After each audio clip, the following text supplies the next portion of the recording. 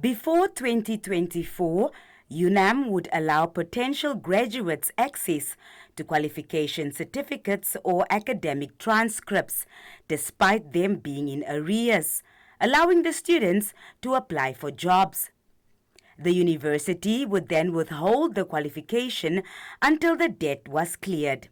This is not sitting well with those who are scheduled to graduate this year, saying it's not their fault, especially since NASFAF does not pay for hostel accommodation in full. You end up owing around about 25,000 or 27,000, and NSFAF is only going to pay for you 17,000, which means you have around about 5 to 10,000 which you need to top up for yourself. This you are accumulating per year. So each and every year you are accumulating 5 to 7,000, and at the end of your course you are owing around about 20 to 40,000 for most students. Apart from hostel fees, self-funded students or those from disadvantaged backgrounds make up a large part of the debtors.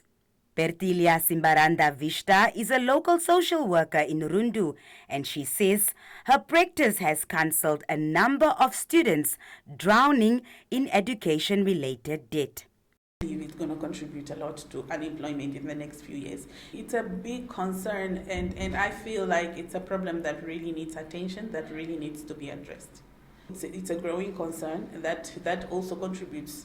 I believe it's going to contribute a lot to unemployment in the next few years, and it can also contribute to crime. Most of the social issues, it's going to contribute because now it's a generation that we are raising that is, without hope, without a future, without dreams. So that becomes a big problem. She talks about some of the psychological effects associated with student debt.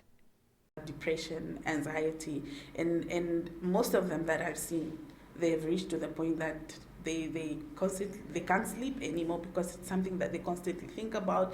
They lose motivation, and at the end of the day, some even attempt suicide. So it has a very negative effect on the mental health of these students.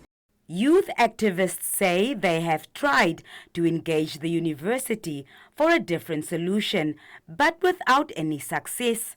UNAM spokesperson Simon Namesho, in a written response, told NBC News that the university decided to withhold academic transcripts simply because students were not paying their dues, putting the university's finances at risk. Should they fail to engage us, we are going to mobilize, like I've mentioned, all the affected students.